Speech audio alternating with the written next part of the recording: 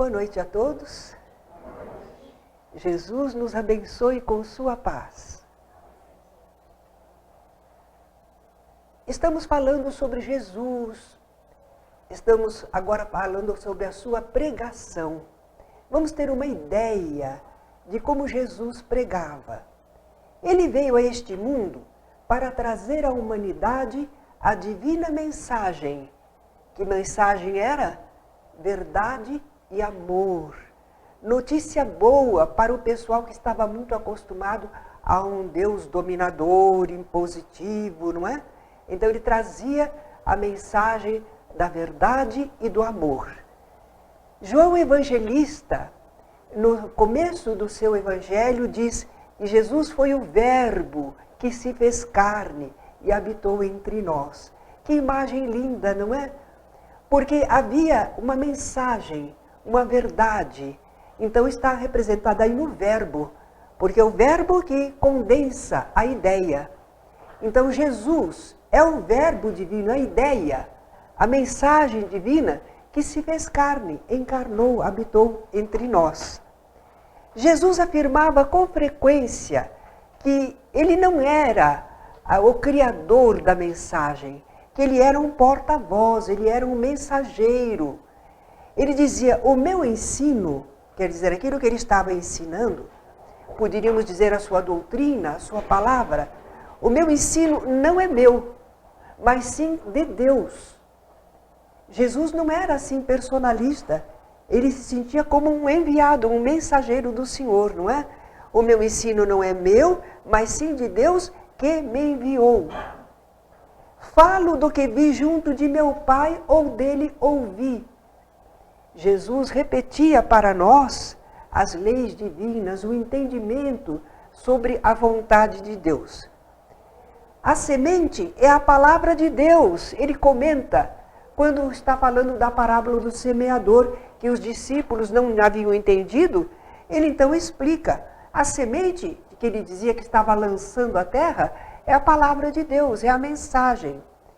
E ele lançava a todos que quisessem ouvir. Só que a semente dar frutos dependeria do tipo de solo que recebesse a semente, do campo mental das pessoas que ouvissem a sua mensagem. Jesus não aprendeu com ninguém na terra essa doutrina que ele expunha. E os próprios judeus testemunhavam isso, porque indagavam, como sabe este letras sem as ter estudado? Realmente Jesus não aprendeu aqui na terra. A mensagem que ele trazia era do alto. Não é? E ele coloca a mensagem que trazia como condição indispensável para o progresso espiritual da humanidade. Sem esse conhecimento, nós não avançamos, nós não progredimos, nós não modificamos o nosso entendimento e as nossas ações. Dizia então Jesus, eu sou o caminho da verdade e da vida. Talvez vocês estejam estranhando um pouco, porque é costume dizer, eu sou o caminho, a verdade e a vida. Mas Torres Pastorino nos ensina que esta aqui é uma figura que se chama endíades. Quando uma palavra é seguida de outras duas, mas as outras duas dependem dela, não são iguais a ela. Por isso ele traduz esse trecho como eu sou o caminho da verdade e da vida. Fica bem melhor, não é? E realmente Jesus dizia que ele era o caminho. Ninguém vem ao Pai senão por mim. Algumas pessoas então nos indagam, mas não houve outros mensageiros? Não há outras revelações? Não há outros povos que tiveram também seus instrutores espirituais? Sem dúvida. Mas Jesus estava falando para os israelitas. E aquele povo israelita, para quem ele era o porta-voz divino, eles não chegariam a um entendimento maior espiritual, a uma ligação maior com Deus, com o Pai, se não fosse através dos ensinos de Jesus, porque eles ficariam apegados às leis de Moisés. E Jesus estava dando uma amplitude maior ao entendimento deles. Jesus convidava todos a que entendessem a sua mensagem. Não só entendessem, mas a aceitassem e que perseverassem naquilo que ele ensinava, agindo de acordo. Para quê? Porque eles iriam alcançar a salvação e ganhar a vida eterna. Salvação. Quantas pessoas se impressionam, não é? Querem se salvar. Para eles, acredito que eles pensam assim, vou me salvar do inferno. Não vou para o inferno, não é? Eu estou salvo, porque eu estou com Jesus. Não, mas o salvar de que fala o Mestre é a libertação nossa da inércia e do erro. É disso que vamos nos salvar, da nossa ignorância. Conhecereis a verdade, e a verdade vos libertará. Olha aí, o conhecimento, o entendimento que tira a nossa ignorância, não é? Que nos leva a entender melhor a vida, as leis divinas e querermos segui-las. Se seguirmos, essa verdade nos liberta. Porque quando nós entendemos o certo e o errado, se quisermos e entendemos que é necessário, nós vamos para o certo e deixamos o errado, não é? Nos libertamos. E o ganhar a vida eterna, o que seria? Conquistar maior vivência espiritual. Porque a vida do corpo é breve. A que dura para sempre é a vida do espírito. Então, vida eterna é a vida espiritual, não é? Mas, naturalmente, em plenitude, maior vivência, porque seres espirituais estão sempre vivos, mas estarão sempre acertando? Alcançarão uma vivência maior? Então, ganhar a vida eterna é conquistar maior vivência espiritual. E então, para orientar a humanidade, transmitir a sua mensagem, o que Jesus pregava? Vamos ver o núcleo central da sua pregação. Ele falava do amor a Deus sobre todas as coisas, adorando-o em espírito e em verdade. Bom, mas adorar a Deus já fazia parte do entendimento dos israelitas, não é? Eles tinham aprendido com a lei de Moisés, adorar a Deus, não é? Mas Jesus fala em espírito e em verdade.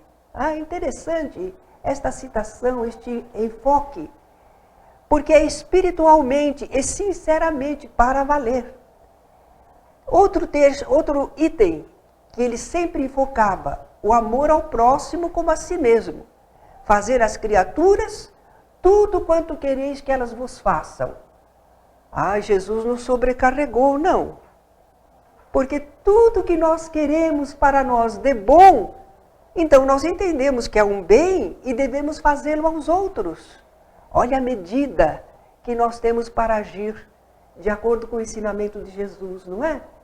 Você acha que alguma coisa é boa, é desejável, é válida, é certa, é justa, é necessária? Tudo isso você tem que fazer para o semelhante. A realidade da vida espiritual e sua maior importância que a vida material. Outro ponto. E que Jesus colocou bem quando ele disse que adianta o homem ganhar o mundo todo e perder a sua alma. Que adianta? Quantas pessoas nós vemos que trabalham neste mundo, conquistam todas as coisas neste mundo, mas se complicam espiritualmente, se enredam em atividades egoístas, materialistas. Quando termina a encarnação, como se sente essa pessoa? O que restou de toda a sua experiência, não é? Está pobre, está complicado, está bitolado. Então, o que adiantou ao homem ganhar o mundo todo, mas perdeu a sua alma? Não viveu espiritualmente, não cresceu espiritualmente.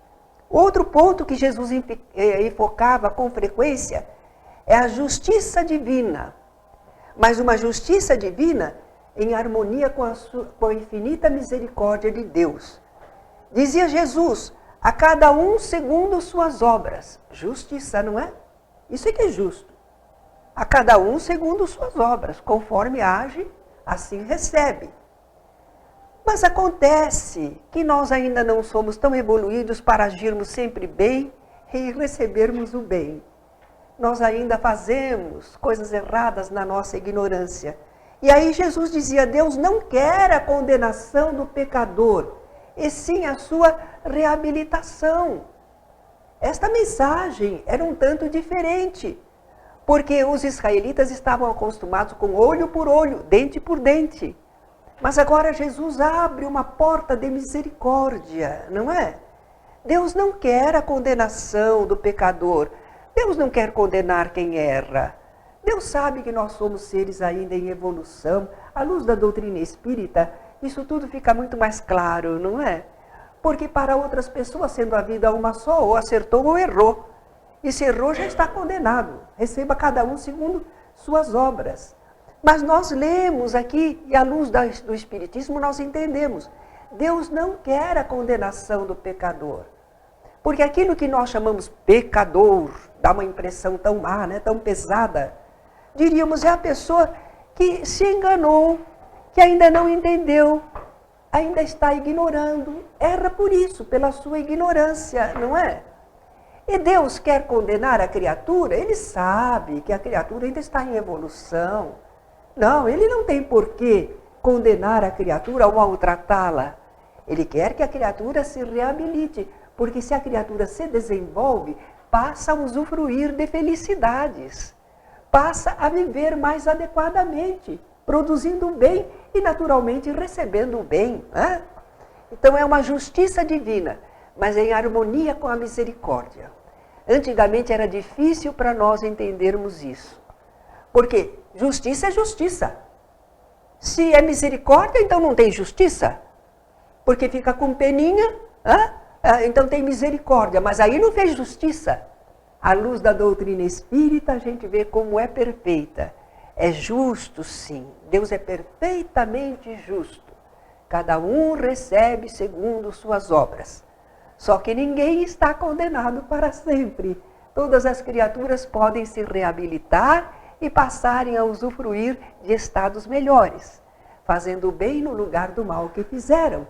Então as pessoas agora estão produzindo o bem e recebendo o bem.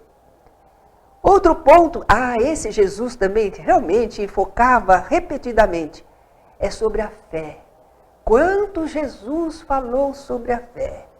Homens de pouca fé, é preciso ter fé. Aquele que tem fé pode realizar muitas coisas, não é? Porque a fé é fundamental para qualquer realização espiritual. Se você não tem fé, você vai dizer, mas como? E se Deus não me deu fé? Não, a fé não é um dom, não é para ser dado, não. Fé é alguma coisa para conquistar. Fé é conhecimento das coisas espirituais. Isso você conquista. Naturalmente, mas uma pessoa já tem fé e eu não tenho. Como é que é isso? Por que ela já recebeu a fé? Não, a pessoa desenvolveu o conhecimento espiritual em vidas anteriores. Trabalhou nesse campo, exercitou.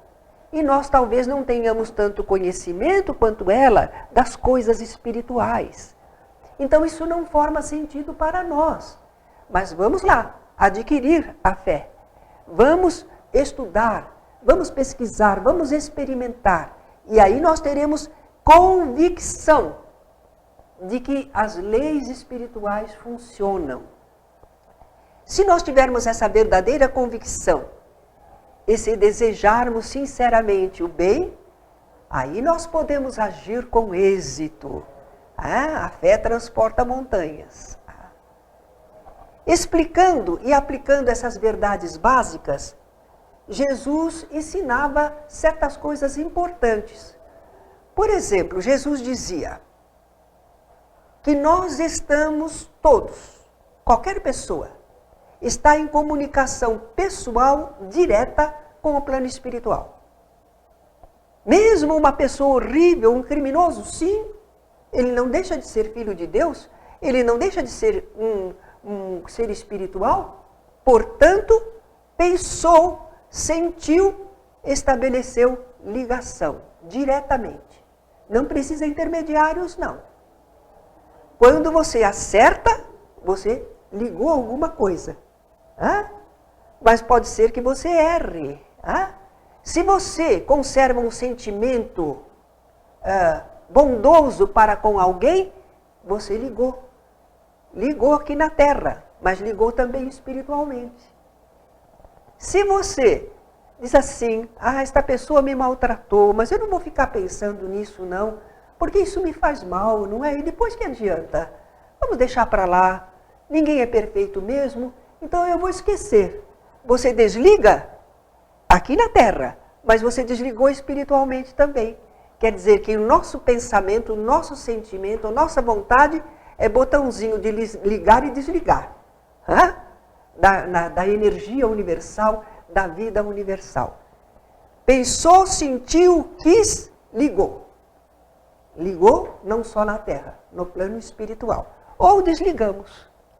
Daí a inteligência de saber, né, quando dar atenção a algumas coisas ou quando deixar passar, esvaziar a mente, não é? Não carregar consigo o problema. Deus que vê em segredo te recompensará. Olha aí, é justamente a aplicação. Uma pessoa está orando e quando ela ora, ela reconhece seus erros, ela deseja melhorar. Ela pensou, ela sentiu, ligou espiritualmente. E a lei universal, porque Deus age através de leis, não é? Não vamos pensar que é Deus uma pessoa que fica olhando todas as criaturas aqui na Terra, encarnados, quase 7 bilhões agora, em julho estavam fazendo, né? Então, não é essa a ideia, é através de suas leis. Então, Deus vê em segredo, porque estas leis respondem à criatura. Tá? É como se a gente pudesse então falar que Deus ouviu e aqueceu ao pedido. Bem, é preciso vigiar e orar. Lógico. Se a gente liga e desliga, hein? A gente precisa estar atento. O que é que eu estou ligando? O que é que eu estou desligando? Vamos vigiar a própria conduta para não errar. Jesus diz, vigiai e orai para não cair em tentação. Só que a tentação, ela aparece em toda parte, não aparece? Tentação é tentação. Está em tudo e em todos, dependendo da nossa concupiscência. Eu sempre conto aquela história que a minha mãe contou, através de Chico Xavier. Um professor queria explicar aos alunos o que é tentação. E os alunos não entendiam. Então ele foi com eles, com os alunos, para o pátio. E lá havia uma cavalariça, havia cavalo. Ele liberou um dos cavalos, acenou com uma espiga de milho cru. O cavalo veio correndo, pulou o obstáculo para ganhar a espiga. Mas os alunos queriam comer a espiga de milho cru? Não, imagine, professor. Então onde estava a tentação? Na espiga de milho ou no paladar do cavalo ou dos alunos? Então é o nosso paladar pelas coisas, o nosso interesse, o nosso gosto pelas coisas que as torna tentações. O que tenta um, não tenta a outro, não é? E Jesus então falava vigiar e orar para não cair. Eu acrescento aí um quando. Quando em tentação. As tentações vão sempre existir. Porque são as coisas que acontecem no mundo naturais. Faz parte da natureza, faz parte das criaturas. Agora, nós é que sentimos como tentação. Porque nós gostamos ainda, porque nós temos tendência, então a gente tem que superar isso. Orar. Orar sempre, com sinceridade e propósitos elevados. Temos que ligar a mente, nosso sentimento, para receber amparo.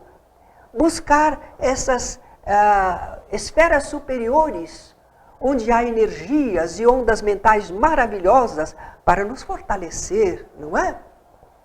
Temos que colocar também em ação para o benefício geral as qualidades que Deus nos concedeu. Aí Jesus fala, vós sois o sal da terra e a luz do mundo, não é? Temos que... Por quê? Nós vamos ter estas qualidades que Deus nos deu, que nos permitiu desenvolver, e nós vamos guardar para nós. Como é que diz o mundo aí, o pessoal? Mateus primeiro os teus. não é? Não, não. Nós temos, naturalmente, não é para ficarmos à mercê das criaturas, mas nós temos que ter essa disposição de partilhar, de proporcionar alguma coisa de bom com aquilo que sabemos, aquilo que podemos fazer, não é? Sal da terra. Essa imagem que Jesus usou, sal da terra e luz do mundo, é muito linda. Porque o sal, ele evita a degeneração. Ele faz com que o alimento perdure mais e ainda dá um paladar especial. Tá? Então, o cristão, no mundo, ele é aquele que evita a degeneração geral. Com a sua presença, o seu exemplo, o seu estímulo, a sua ajuda, ele não deixa que as criaturas caiam em tristeza, em desânimo, em revolta. O cristão equilibra o ambiente social. E também, nós temos que pensar que se a gente perder essa qualidade, qual é a qualidade que temos? É de entender a vida, de ser fraterno. Se a gente deixar isso, para que a gente serve? Fica como qualquer pessoa que não tem nenhuma noção da vida espiritual. Aí Jesus usa a expressão, o sal, se ele perder o seu sabor, para que ele serve? Ele é um pozinho. Parece areia que a gente pisa. Não serve para nada. Agora, se for sal, tem uma serventia admirável, não é? Então, ele pede para os seus discípulos serem o sal da terra e a luz do mundo. Será que Jesus está pedindo muito de nós? Não. Que em nossa mente acendeu-se uma luz, um conhecimento. Nós temos um entendimento melhor da vida. Nós sabemos o porquê e para quê das coisas. Então isso é um conhecimento, é uma luz que está em nós. Mas não pode ficar embaixo de um latão. Ela foi feita para iluminar a casa, a terra, a humanidade. Então quando o cristão demonstra pelos seus atos aquilo que ele pensa e sente e vive internamente, ele está iluminando a casa terrena. Ele é luz, não é? Como é que a gente vai ficar sabendo o que é ser sincero e verdadeiro? Como é que a gente vai saber o que é bondade? Só vendo nas pessoas, não é mesmo? Pois o cristão mostra essas qualidades. A bondade, a compreensão. E se não for isso, então fica escondido. Então temos que exibir nossas qualidades? Não é isso. No viver naturalmente, nós fazemos aquilo que é bom, que nós entendemos que é assim, nós sentimos que é assim e agimos de acordo. E as pessoas é que notam. Quantas vezes a gente está conversando com alguém, num ponto de ônibus, qualquer coisa, e a conversa flui, e de repente a pessoa olha para nós e diz assim, você é espírita? Como é que ela identificou? Pelas ideias, pelo trato, não é? Elas estão começando a reconhecer que o espírita age educadamente, age com respeito, age com fraternidade. Eles identificam. Então é essa luz e esse sal da terra que devemos ser. Jesus também fala uma coisa importante, uma imagem linda. Ele nos convoca a aceitarmos o jugo dele. E algumas pessoas assim, jugo? Não, é a orientação dele. É como se fosse assim, sobre um animal, se põe um jugo, mas é para poder conduzi-lo, não é? Melhor, para orientá-lo, para ele não se perder, não é? Então esse jugo é a orientação de Jesus. Ele diz, meu jugo é suave. Porque não é impositivo, é um convite, não é? Ele diz que o fardo dele é leve. Ele vai pôr um fardo sobre os nossos ombros? Não.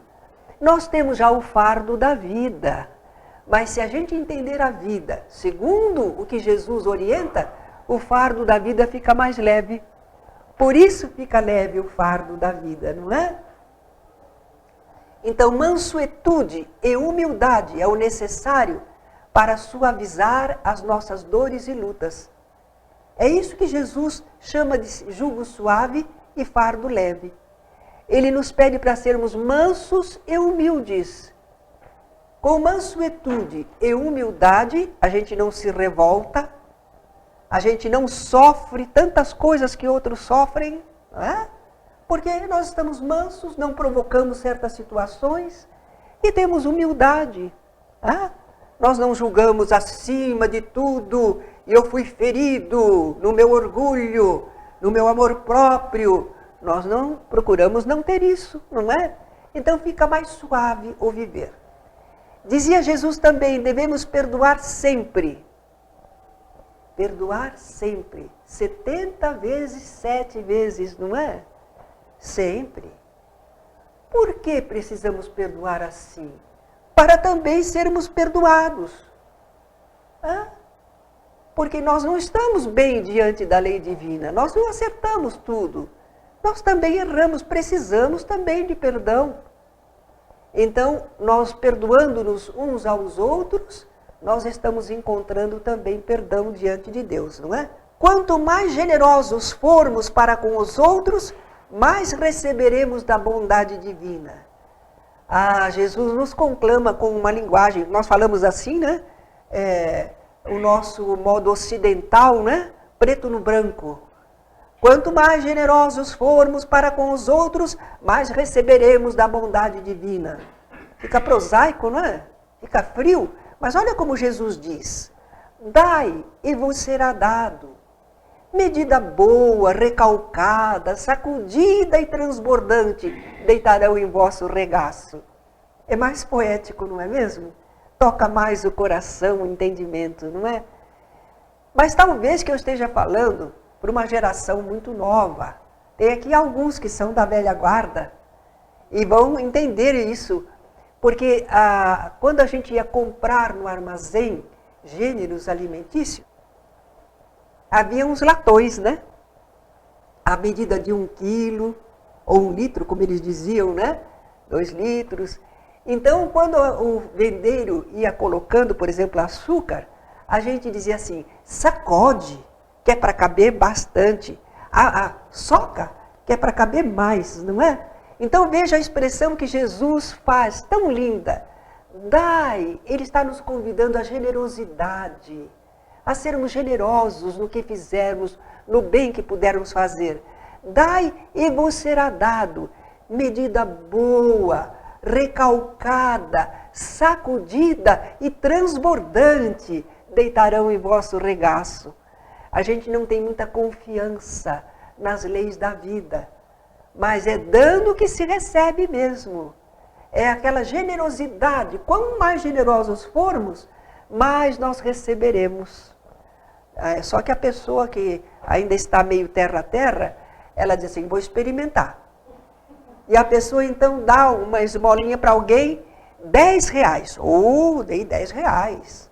Geralmente o pessoal dá 50 centavos, R$1, eu dei 10 reais. Generoso que eu fui, não é? E fica esperando se aparece a retribuição do alto. Não é bem assim, não é? Muitas vezes nós damos numa coisa que podemos fazer e recebemos amparo, inspiração, alívio, disposição de ânimo. A gente fica querendo receber assim, nesta nossa expressão material. Não é bem assim, mas podemos confiar que a retribuição da lei divina é generosa. De qualquer maneira, teremos compensações e recompensas. Elas nos aguardam no além, se nós cumprirmos as leis divinas. É uma certeza também. Só que não funciona para a pessoa que não crê na continuidade da vida. Ela diz, isso depois, sei lá se tem um depois, não é? Mas nós espíritas, graças ao trabalho com a mediunidade, nós temos a comprovação da imortalidade, de como se sentem os espíritos que agiram bem ou que agiram mal, agora no mundo espiritual. Para nós isso é evidente, nós não temos dúvida, não é? Então, nós espíritas podemos entender melhor o que Jesus fala no seu Evangelho, que teremos compensações, recompensas, ao cumprirmos as leis divinas. Tudo isto Jesus não escreveu. Todos estes ensinamentos, estas maravilhas, Jesus não escreveu, ele ensinava oralmente. Era assim que os grandes mestres do passado faziam, não é? Eles ensinavam oralmente. Mas havia sempre alguém, felizmente, que anotava. Hã? Platão, nós conhecemos Sócrates através de Platão. Hã? Então, nós conhecemos Jesus através dos seus discípulos que se fizeram evangelistas, escreveram um evangelho, relataram as palavras, os ensinos e os feitos de Jesus. Ah, abençoados esses evangelistas, não é? Se não fossem eles, nós não teríamos conhecido Jesus. Continuaríamos ceguinhos, não é? Vivendo segundo as leis do mundo material. Egoísmo, orgulho, materialismo. Mas nós temos o Evangelho, graças a esses relatos, não é? Então, ficamos sabendo o que é que Jesus falava, qual era a sua doutrina, como ele a pregava. Só que na interpretação das passagens que estão lá nos Evangelhos, precisamos lembrar que são livros muito antigos, são cópia de cópia, né? Foram escritos muito depois da morte de Jesus. Então, Kardec faz um alerta no Evangelho segundo o Espiritismo. Ele diz que o fundo do pensamento do Cristo, às vezes, não ficou bem expressado. Nós lemos, quem não odiar pai e mãe não pode ser meu discípulo. Odiar pai e mãe? Felizmente, a gente tem alguns estudos evangélicos, não é? A gente vê que lá no Velho Testamento tem uma passagem que pode nos esclarecer. Jacó queria casar com Raquel, mas Raquel tinha uma irmã mais velha, Lia. Ele serviu 7 anos a Labão, o pai de Raquel, mas quando terminou o serviço de 7 anos para ganhar Raquel, o pai não deu Raquel, deu Lia. Era mais velha, precisava casar primeiro. Ele ficou muito triste, mas continuou a servir mais 7 anos para ter o direito de casar com a outra irmã, Raquel. Então, nós vemos aí, neste caso, que, quando eles vão falar da Lia, eles dizem que Labão, o pai, vendo que Lia era odiada, Lia não era odiada, mas a palavra significava menos amada. Vendo que Lia era menos amada, mas era mais velha, então Labão fez que Jacó casasse com ela, não é? Agora apliquemos, quem não odiar pai e mãe não é odiar. Não pode amar mais pai e mãe do que a Jesus, ao ideal do Cristo. Porque se você ama mais pai e mãe, você não segue Jesus. Você tem que aí entrar um equilíbrio. Amar tanto quanto. Um pouco para cá, um pouco para lá, não é? Então veja que expressão que ficou registrada, odiar pai e mãe. Jesus não falaria isso de jeito nenhum, não é? Quando ele diz, por exemplo, se a tua mão é causa de escândalo, corta, lança longe de ti. Melhor é entrares na vida tendo só uma das mãos do que tendo as duas e seres lançado no fogo do inferno. Teve gente que levou ao pé da letra, não é? Se o teu olho te escandalizar, arranca-o, lança-o longe de ti. Ora, eram palavras simbólicas, não é? Jesus não queria ver a gente aleijado, não é? Prejudicar o corpo, como se o corpo fosse a causa. Não, a causa é o espírito, o que ele quer, o que ele sente, que ele está agindo através do corpo.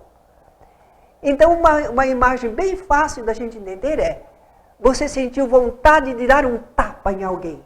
Segura essa mão. Faz de conta que ela não existe. Controla o corpo, não é? Então, não faça o mal. Você controla o corpo. Você está olhando, o que você está olhando? Com malícia. Tira os olhos de lá. Arranca de lá. Mas não é para arrancar fisicamente. Estas coisas ficaram mal interpretadas. É o que Allan Kardec comenta, não é? O sentido primitivo, às vezes, sofreu alteração ao passar de uma língua para outra. Por exemplo, será lançado na geena. Aquele que errar, que contrariar a lei divina, vai ser lançado na geena. Aí o pessoal pensa que geena é um inferno, porque ele fala geena de fogo. Aí a gente vai ficar sabendo que lá em Jerusalém tinha um lugar que era chamado geena. Era o monturo, o lixo da cidade, e que o pessoal punha fogo, ficava sempre queimando, que era para higienizar na cidade, não é? Era o processo que eles tinham. E naturalmente Jesus não está falando que vai ser lançado na geena, que a geena nem existe mais, não é? Era um simbolismo no sofrimento, nas repercussões dolorosas do erro que cometesse, não é? Jesus está falando isso. É a mesma coisa inferno, geena, fogo, inferno. A palavra inferno adquiriu conotações diferentes com o tempo. Mas para eles, na ocasião, ínferos significava inferior, região inferior. E não existem regiões inferiores no plano espiritual? Existem. Isso que significava ínferos, não é? Kardec também fala que se houve um erro de tradução, e olha, os livros eram copiados à mão, né? Não pode haver muitos erros. Uma palavra mal compreendida. E também os israelitas, eles escreviam só as consoantes, não punham as vogais, quer dizer que podia haver muito engano mesmo, não é? Então, erro de tradução, acaso cometido uma vez, pode ter sido repetido pelos copiadores. Então, vamos prestar atenção nos evangelhos, lá está a mensagem de Jesus, o seu ensinamento, mas vamos saber selecionar certas coisas e não ficar dizendo que tudo Jesus falou daquele jeitinho. Vamos entender o simbolismo, a pregação de Jesus. Vejamos agora onde, como e para quem Jesus pregava. Bem, ele foi enviado às ovelhas da casa de Israel. Ele pregava para os israelitas. Por que para os israelitas? Porque esse povo tinha a ideia do Deus único e já haviam recebido as leis de Moisés. Isso era um preparo muito bom para depois receberem a mensagem mais avançada que Jesus trazia. Não adiantava Jesus querer levar a sua mensagem para povos que pensavam completamente diferente. Aquele povo já tinha, vamos dizer assim, o primeiro ano, que foram as leis de Moisés. Agora ia receber o segundo ano, a mensagem de Jesus. Então era para eles que Jesus precisava pregar, não é? Naturalmente que Jesus visava a humanidade toda. Mas ele tinha que começar por algum lugar onde houvesse receptividade e compreensão para a sua mensagem. Então ele viajou por toda a Palestina, que era onde viviam os israelitas, para divulgar o seu evangelho. Que era o evangelho? O evangelho quer dizer boa nova. Que boa nova é essa? Sobre a realidade espiritual, o reino dos céus. Era disso que Jesus falava, né? Era uma notícia maravilhosa. Só que não havia ainda os atuais meios de comunicação. Jornais, rádio, televisão, não havia, né? Então, como é que a gente ouve lá o Chitãozinho, o Chororó cantando? O artista vai onde o povo está. Era preciso ir aonde o povo se encontrava para pregar. Então Jesus realmente viajou por toda a Palestina para falar diretamente às populações. Ele não podia esperar falar só em Jerusalém e que aquilo se irradiasse para todos. Não havia essa possibilidade. Ele viajou muito. Podemos imaginar o devotamento dele, não é? Como se sacrificou para que as criaturas todas na Palestina, os israelitas, recebessem a sua mensagem. Ele aproveitava todas as oportunidades junto ao povo para ensinar e orientar espiritualmente. Por exemplo, ele pregava onde? Nos lares? Sim. dentro dos lares, conversando com as pessoas, mas também nas ruas. Alguém o interpelava, lhe pedia alguma coisa. Nas sinagogas, ou no templo de Jerusalém, pelas estradas. Ele fazia curas, atendia pedidos. Junto ao mar, né? Geralmente ele até entrava num barquinho e falava para as pessoas que ficavam na praia, para todos poderem vê-lo. Ou nos montes. Então, por toda parte ele pregava. E como é que ele pregava? O que ele falava? Que tipo de conversa ele tinha? Bom, ele ministrava ensinos. Daqui a pouco nós vamos ver o que são ensinos. Mas ensino é diferente de parábola, não é? Parábola é uma história simbólica, comparativa. O ensino não, é uma coisa mais clara, mais declarada. Dai a César o que é de César. Isto é um ensino. Tá? A partes ele aproveitava, porque o povo se manifestava. E às vezes falava alguma coisa, né? Disse um homem da multidão: mestre, diz a meu irmão que reparta comigo a herança. Jesus aproveitou para falar sobre o apego às coisas materiais, não é? E disse que não competia a ele. Homem, quem me pôs por juiz ou partidor entre vós? Não era a função de Jesus. Mas Jesus aproveitou para ensinar, para não sermos ávaros, não é? Para sermos generosos, para não ficarmos apegados às coisas materiais. Ele também formulava perguntas às vezes. Como está escrito na lei? Como a lês tu? Perguntou ele a um escriba, não é? Mas outras vezes ele respondia perguntas. As pessoas diziam: que achas, mestre? O que dizes? E ele então respondia. Ele manteve diálogos com o moço rico, com Nicodemos, não é? Ele proferia sermões. Nós temos aí no livro, não é? Vários sermões Jesus fez. Sermão é quando há uma explanação mais prolongada e para algumas pessoas. Não pode ser só para um, né? Sermão para um. Só quando aqui nós às vezes fazemos sermão, né? Puxamos a orelha de alguém. Não, não era esse tipo de sermão. Orientador, esclarecedor. Aquele sermão de Jesus aos escribas e fariseus, não é? Chamando-os de hipócritas. Mas Jesus não estava contra eles, não no sentido de estava bravo com eles. No fundo, o que Jesus queria é aquilo que Deus quer. É a recuperação do pecador, não é? Jesus queria que eles entendessem que não estavam agindo bem. Então usou algumas imagens chocantes, fortes, para eles despertarem. Olha o que vocês estão fazendo, não é? E ele contava parábolas também. Jesus ensinava como quem tinha autoridade, não como os escribas. Nós já comentamos isso aqui, mas não custa falar de novo, não é? Nós, como é que ensinamos? Como os escribas daquela época, nós citamos os autores, não é? Eles daquela época diziam: como está na lei de Moisés, como está no livro tal, como isto, como aquilo, não é? Eles faziam citações, porque eles não tinham autoridade própria, eles não sabiam de si.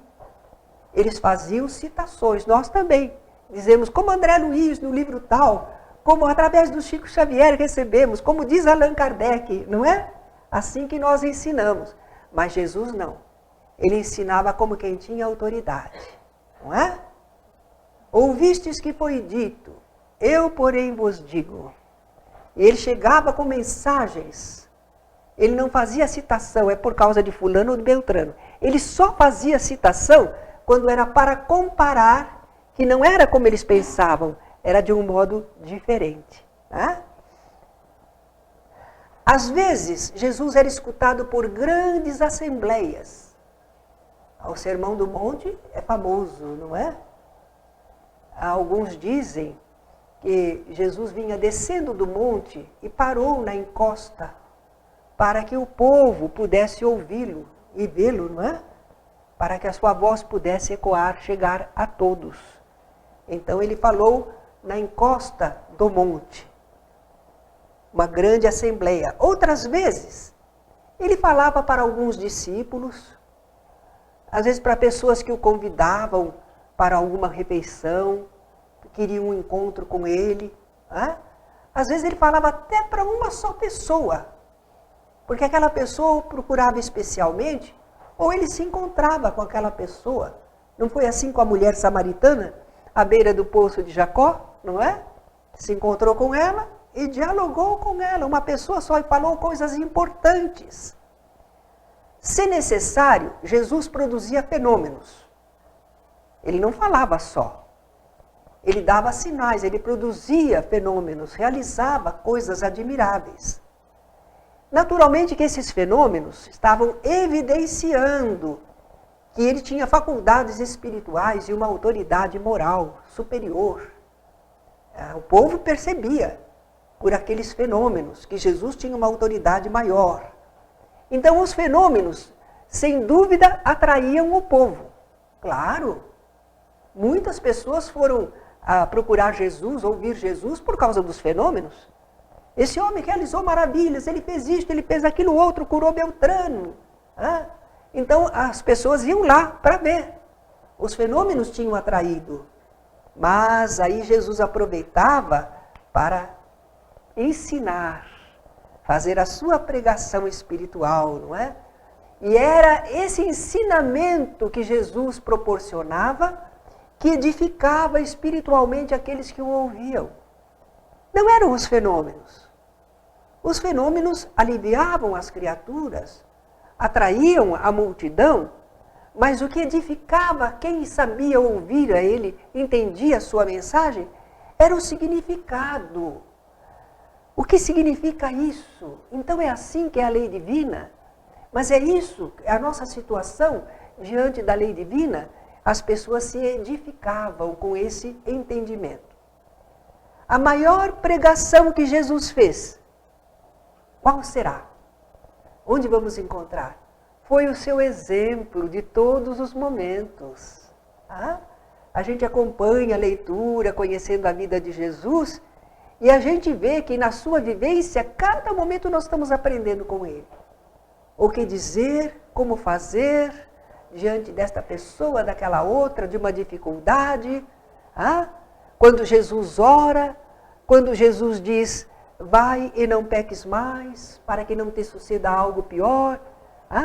Como ele responde a um, como ele trata outro, como dá atenção a todos, não é? Esse exemplo é que foi a maior pregação de Jesus. Eu penso que nós tivemos grandes instrutores espirituais na Terra. Dizem, por exemplo, que Confúcio foi admirável, não é? Um pensador, um filósofo.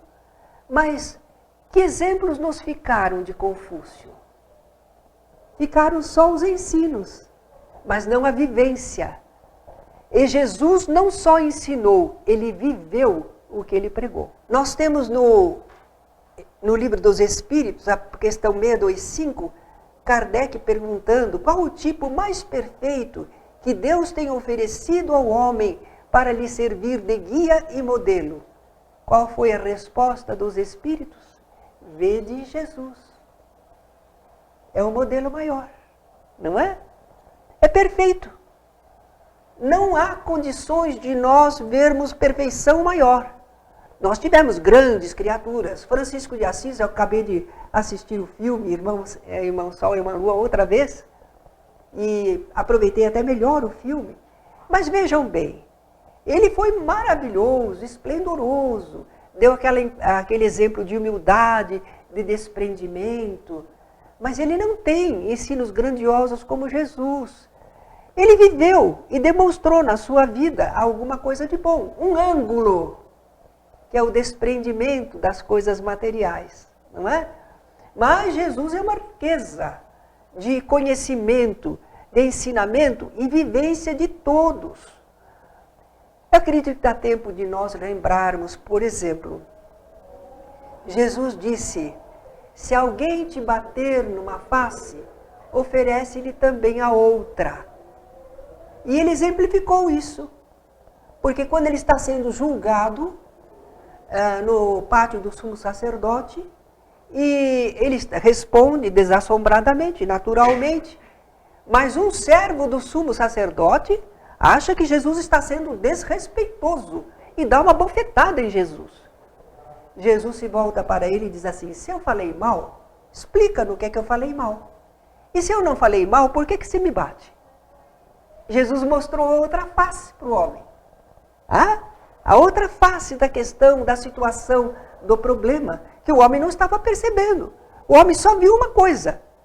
Ele achou que foi um desrespeito com o sumo sacerdote. E agiu rapidamente.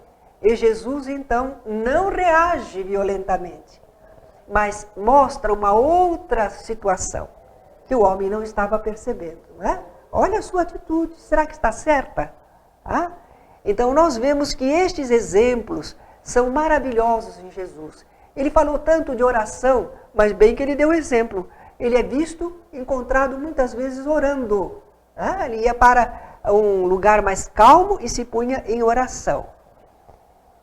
Ao término de toda a sua pregação, quando Jesus está se despedindo, que ele fala aos discípulos, olha a recomendação que ele dá: ide por todo o mundo e pregai o evangelho a toda criatura.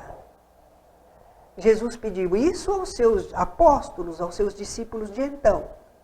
Mas é o mesmo pedido que ele faz ainda hoje para todos nós. Porque nós estamos entendendo, recebendo a mensagem, a boa nova do reino dos céus, nós temos que levar isso a toda criatura que esteja ao nosso alcance, com as quais podemos lidar, fazer alguma coisa pela humanidade, né?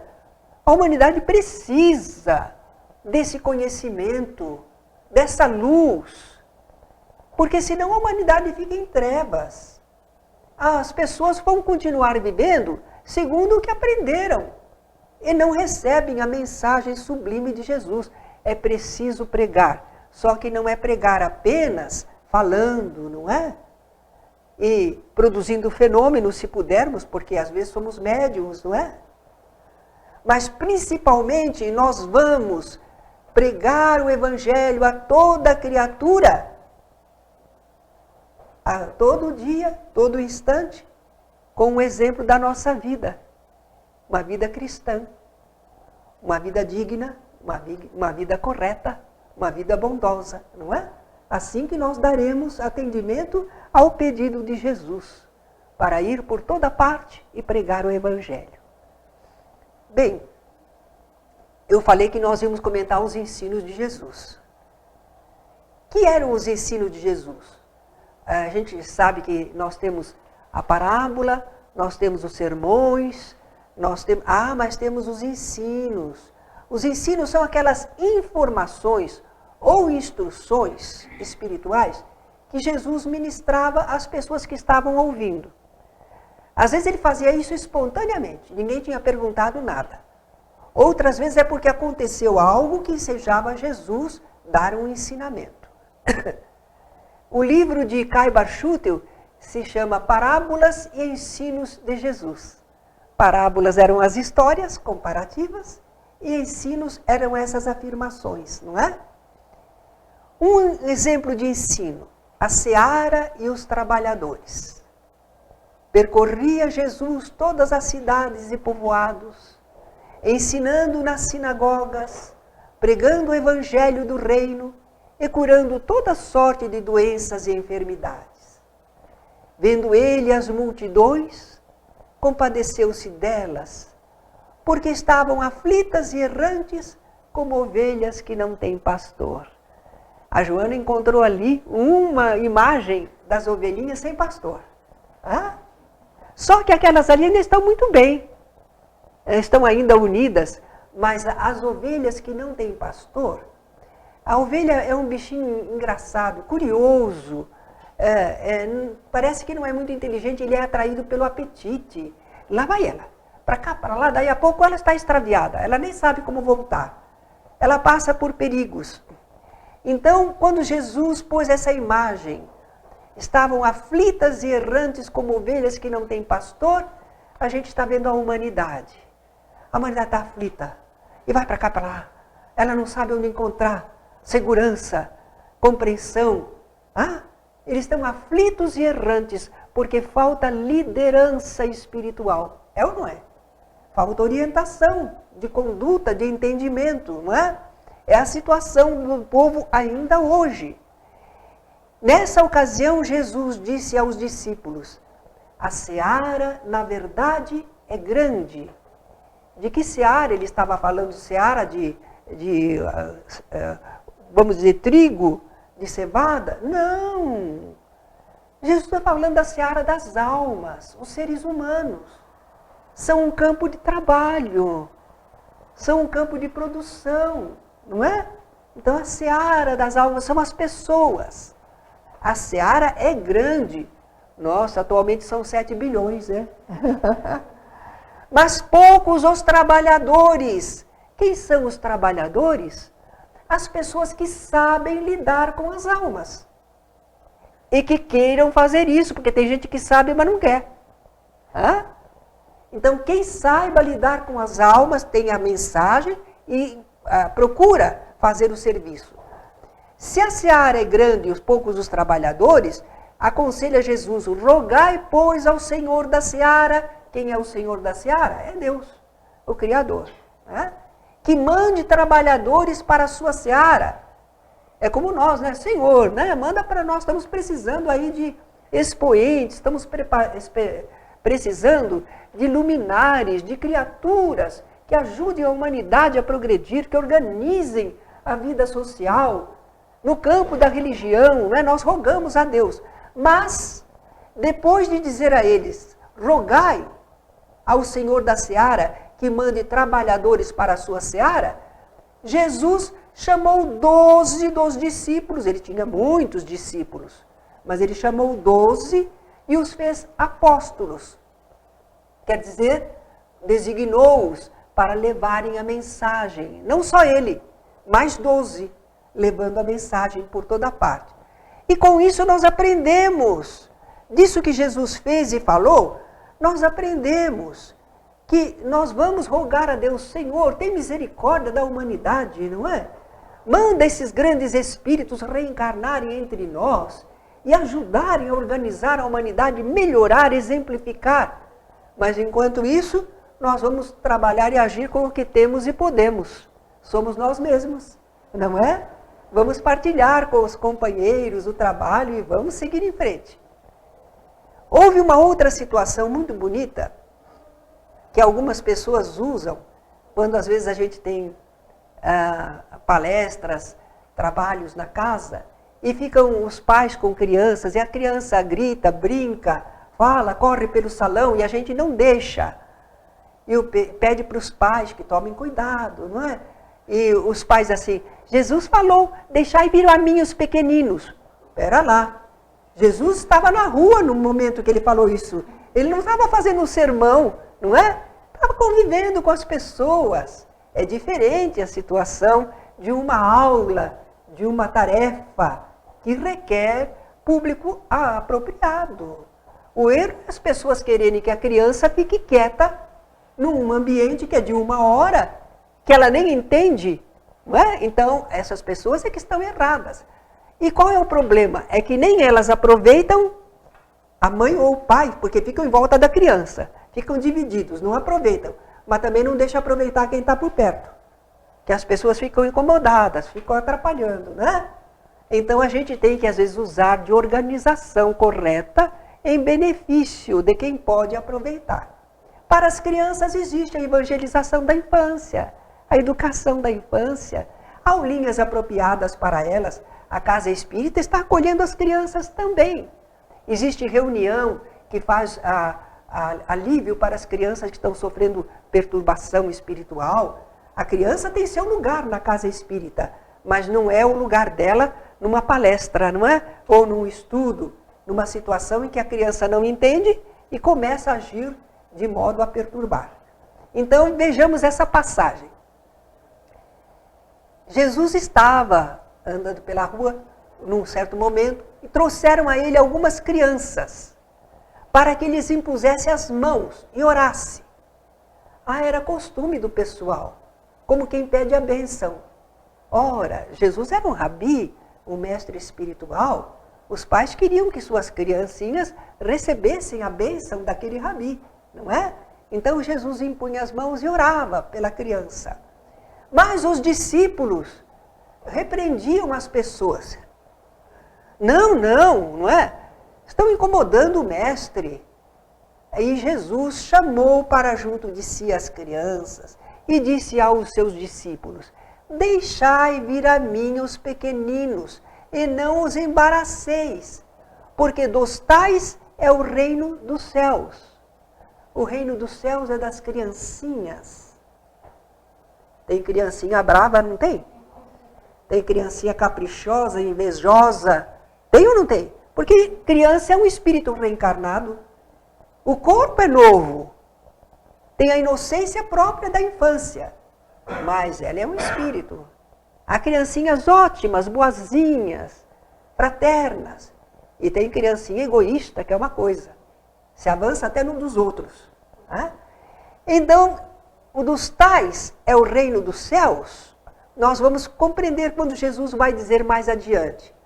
Em verdade vos digo, quem não receber o reino de Deus como uma criança, de maneira nenhuma entrará nele. Então ele tomava as crianças nos braços, impunha-lhes as mãos e as abençoava. Mas vejam bem, receber o reino de Deus como uma criança. A criança, de modo geral, ela aceita a orientação do adulto. Ela é dependente do adulto. Ela sabe que não sabe. Então ela confia no adulto, não é? Para receber o reino de Deus, são ideias novas, são ideias sobre a vida espiritual. Se você está com a cabeça atulhada de coisa, se você tem preconceitos, se você já tem indisposição, uma criança tem a mente aberta, receptiva, tem humildade para aprender. Ela sabe que não sabe. Então, receber o reino de Deus como uma criança é com essa abertura que a gente observa na criança.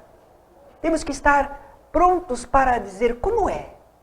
Ah, por favor, me ensina. Ah, mas então é assim. Ah, nós estamos aprendendo, mente aberta, sem orgulho, sem pretensão, não é? É assim que a gente precisa receber as ideias sobre a vida espiritual. Sem preconceitos, sem prevenções, sem ideias previamente formadas. Esteja disponível para entender a vida espiritual, as revelações que estão sendo feitas. Então, ser dócil e ter mente receptiva, sem malícia, como uma criança. É assim que nós poderemos adquirir maior espiritualidade, penetrar em plano superior do espírito. E nesse plano superior do espírito, o bem reina e a paz e amor. Vale a pena, não é? Outra historinha que tiramos lá das páginas do Evangelho e o ensinamento de Jesus. Jesus estava sentado lá no pátio dos gentios, à frente da caixa de ofertas do Templo de Jerusalém. Eu demorei para encontrar uma explicação do que era gasofilácio, porque em algumas traduções está escrito sentado diante do gasofilácio. E aí nós encontramos a explicação. Era realmente um lugar onde o pessoal depositava as ofertas. Mas ela parecia assim como uns cones de bronze. Abriam aqui para o exterior e lá ia aquele tubo grande e lá caíam as moedas. E as pessoas, quando queriam aparentar que estavam dando muito, elas colocavam moedas bastante, para cair bastante moedinha, fazer bastante barulho. Por isso que a gente diz, quando você der uma oferta, não trombeteie, porque eram como trombetas, certo? A forma daqueles lá. Né? Então Jesus estava observando o povo, depositando ali as suas moedas. Veio uma pobre viúva e depositou 2 moedas pequeninas, de ínfimo valor. Mas Jesus chamou a atenção dos discípulos. Essa viúva deu mais do que todos, porque todos depositavam do que lhes sobrava, enquanto ela, em sua pobreza, deu tudo o que tinha, todo o seu sustento. O templo, naquelas ofertas, eram para os serviços religiosos, para ajudar as pessoas. E aquela viuvinha desejava contribuir também. Naquele dia talvez ela ficou sem comer, mas ela deu alguma coisa, o que ela podia oferecer. E justamente então o valor da oferenda está na vontade sincera de cooperar, naquilo que você renuncia para poder ajudar e servir. É isso que valoriza a oferta, não é? Esse é o episódio da esmola da viúva. E eu trouxe uma musiquinha que é própria para criança. Vamos fazer de conta que a gente é criança de novo, não é? É do maestro Álvaro Rosman. Ele era de Ponta Grossa, lá no Paraná. Ele, de um lar de crianças, Lar Ercília Vasconcelos, ele orientou as meninas e fez um conjunto que cantava, um conjunto coral a 4 vozes. Havia também um solista que cantava e a filha dele que o ajudava nisso. Eles vieram aqui a Campinas certa vez e nós compramos os discos que eles vendiam em favor do lar. O Evangelho cantado à luz do Espiritismo. Eram composições todas do maestro Álvaro Rosman, lindas, lindas. Mas como nós falamos da esmola da viúva, eu escolhi essa para nós cantarmos. Eu vou cantar uma vez para vocês pegarem a música e depois cantemos todas, porque são singela. Mas vocês podem ensinar a alguma criança em sua casa, não é? Tlim, tlim, tlim, tlim, tlim, tlim, tlim, tlim, tlim, tlim, faz a moeda da viuvinha. Tlim, tlim. As esmolas na caixinha eram todas boa oferta, mas a pobre da viuvinha tinha a vida bem incerta. Todos davam, davam, davam de suas sobras com orgulho e escutavam, escutavam de suas moedas o barulho. Para Jesus que tudo via, a moedinha da viuvinha foi a grande desse dia, porque deu tudo o que tinha. Tlim, tlim, tlim, tlim, tlim, tlim, tlim, tlim, tlim, tlim, faz a moeda da viuvinha. Tlim, tlim. Não é bonitinha? O que nós queríamos era dar uma ideia da atuação de Jesus na divulgação da mensagem, não é? A mensagem que ele trazia e o trabalho que ele realizou, como ele se relacionava com o povo, como aproveitava as situações.